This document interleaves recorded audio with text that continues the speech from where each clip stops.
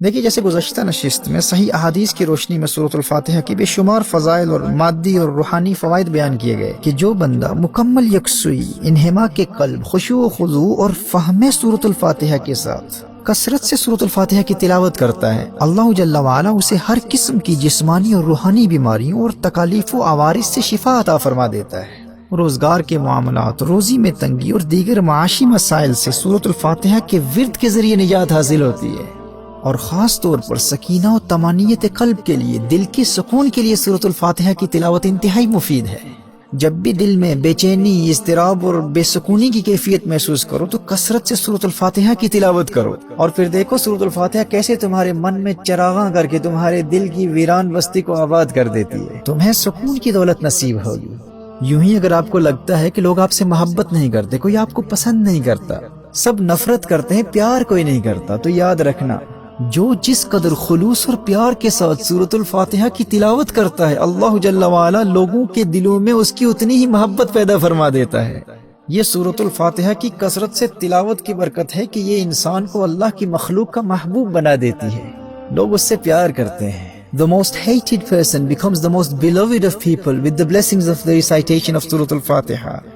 اور اگر کسی کا حافظہ کمزور ہے تو وہ کثرت سے سورۃ الفاتحہ کی تلاوت کرے، اللہ جل وعلا اس کے حافظے کو تقویت عطا فرما دے گا۔ مختلف قسم کی ذہنی بیماریوں کا علاج سورۃ الفاتحہ کی تلاوت میں ہے، اور خاص طور پر جو شخص ڈپریشن کے مرض میں مبتلا ہے، وہ جتنی توجہ کے ساتھ سورۃ الفاتحہ کی تلاوت کرتا ہے، اللہ جل وعلا اتنا ہی جلدی اسے ڈپریشن کے مرض سے شفا یاب کر دیتا ہے۔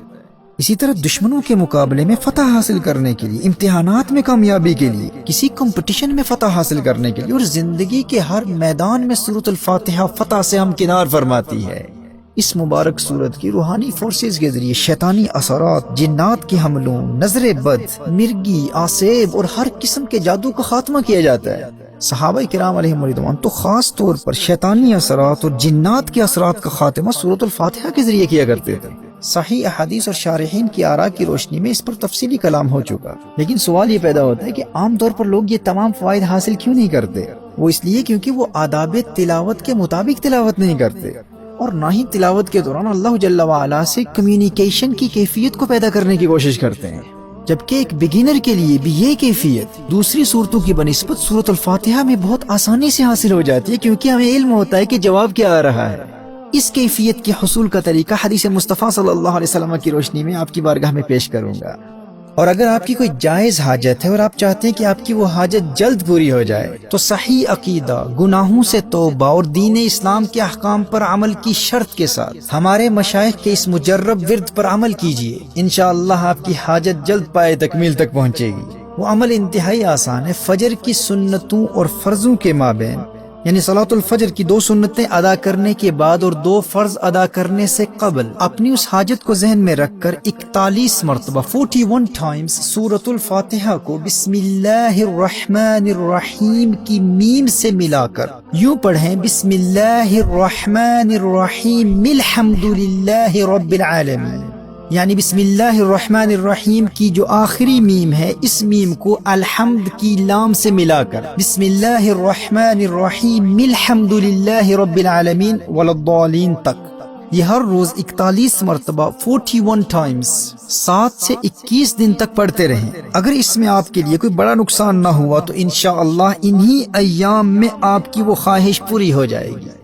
So between the 2 sunnahs and 2 fard of Fajr, you recite Bismillah ar-Rahman ar-Rahim Alhamdulillahi Rabbil Alameen to the end of Surah Al-Fatiha 41 times, and this is done for 7 to 21 days. محترم احبہ، سورۃ الفاتحہ کی روحانی پاور کا اندازہ اس حدیث سے بھی لگایا جا سکتا ہے کہ امام ترمذی نے اور امام ابن حبان اور ابن خزیمہ دونوں نے اپنی صحیحین میں حضرت ابو ہریرہ رضی اللہ تعالی عنہ کی روایت کو نقل کیا۔ نبی کریم صلی اللہ تعالی علیہ وآلہ وسلم نے حضرت ابی بن کعب رضی اللہ تعالی عنہ سے ارشاد فرمایا، أتحب أن أعلمك سورة لم ينزل في التوراة ولا في الإنجيل ولا في الزبور ولا في القرآن مثلها؟ تمہیں ایسی صورت نہ سکھاؤں جس جیسی صورت نہ تورات میں ہے، نہ انجیل میں ہے، نہ زبور میں ہے، اور نہ ہی قرآن میں اس جیسی کوئی صورت ہے؟ انہوں نے عرض کیا، نعم یا رسول اللہ صلی اللہ علیہ وآلہ وسلم، جی ارشاد فرمائیے یا رسول اللہ صلی اللہ علیہ وسلم۔ فقال رسول الله صلى الله عليه وسلم كيف تقرأ في الصلاة؟ قال فقرأ القرآن فقال رسول الله صلى الله تعالى عليه وآله وسلم والذي نفسي بيده ما أنزل الله في التوراة ولا في الإنجيل ولا في الزبور ولا في القرآن مثلها. کونین کے والی صلی اللہ تعالی علیہ وآلہ وسلم نے ارشاد فرمایا نماز میں کیا پڑھتے ہو؟ تو انہوں نے ام القرآن کی تلاوت کی، یعنی سورۃ الفاتحہ کی تلاوت کی. تو نبی کریم صلی اللہ علیہ وآلہ وسلم نے ارشاد فرمایا مجھے قسم ہے اس ذات کی جس کے قبضہ قدرت میں مجھ محمد کی جان ہے صلی اللہ تعالی علیہ وآلہ وسلم. سورۃ الفاتحہ جیسی سورت نہ تورات میں ہے، نہ انجیل میں ہے، نہ زبور میں ہے، اور نہ ہی قرآن میں ہے. اللہ اکبر، سبحان اللہ. یہ وہ سورت ہے جو آپ سب کو ازبر ہے، ہم سب جانتے ہیں، نماز میں پڑھتے ہیں. اور یاد رکھنا میں نے یہ جو فوائد و منافع بیان کیے ہیں صحیح احادیث سے ثابت ہیں. صحیح بخاری کی حدیث ہے، حضرت ابو سعید خدری رضی اللہ تعالیٰ عنہ سے روایت ہے کہ ہم ایک مرتبہ ایک سفر پر تھے.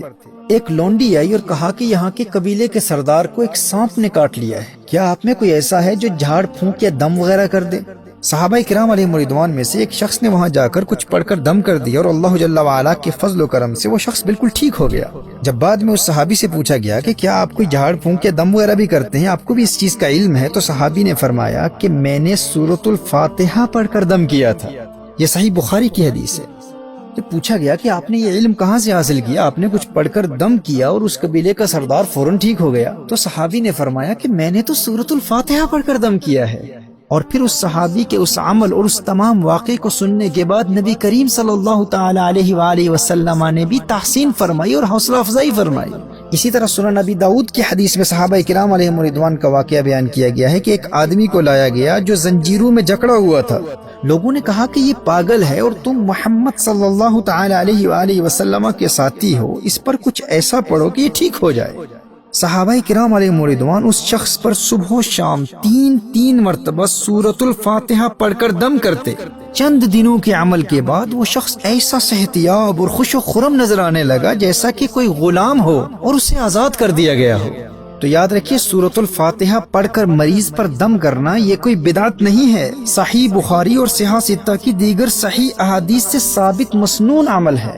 کوئی شخص کسی بھی مرض میں مبتلا ہو، سورۃ الفاتحہ کی تلاوت کر کے اس پر دم کیا جائے. اور اگر کوئی شیطانی اثرات یا جنات کے اثرات میں مبتلا ہو، آسیب زدہ ہو، اس پر کسی نے جادو کر دیا ہو، تو صحابہ کرام علیہ رضوان کے عمل کی روشنی میں صبح و شام تین مرتبہ سورۃ الفاتحہ پڑھ کر اس پر دم کر دیا جائے، اللہ جل وعلا اسے شفا عطا فرما دے گا.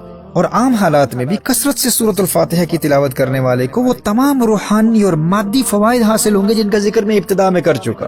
لیکن یاد رکھیے سورۃ الفاتحہ کی حقیقی اسپرچل فورسز، روحانی فورسز تک رسائی اسے ہی حاصل ہوتی ہے جو آداب تلاوت کو مد نظر رکھتے ہوئے خلوص نیت کے ساتھ اپنے دل کو دنیا کے خیالات سے پاک کر کے مکمل خشوع و خضوع کے ساتھ اور اللہ کی جانب سے آنے والے جواب سے روحانی لطف و سرور حاصل کرتے ہوئے سورۃ الفاتحہ کی تلاوت کے ذریعے اللہ جل وعلا کے قرب کی منازل طے کرتا ہے. کامل فائدہ وہی حاصل کرتا ہے. لیکن اس کے فیوز و برکات سے زیادہ فائدہ حاصل کرنے کے لیے یقیناً آپ بھی اب اللہ جل وعلا کی جانب سے آنے والے جواب کو سننے کے لیے بہت بے تاب اور ایکسائٹڈ ہوں گے کہ آخر وہ جواب ہے کیا. تو سماعت فرمائیے.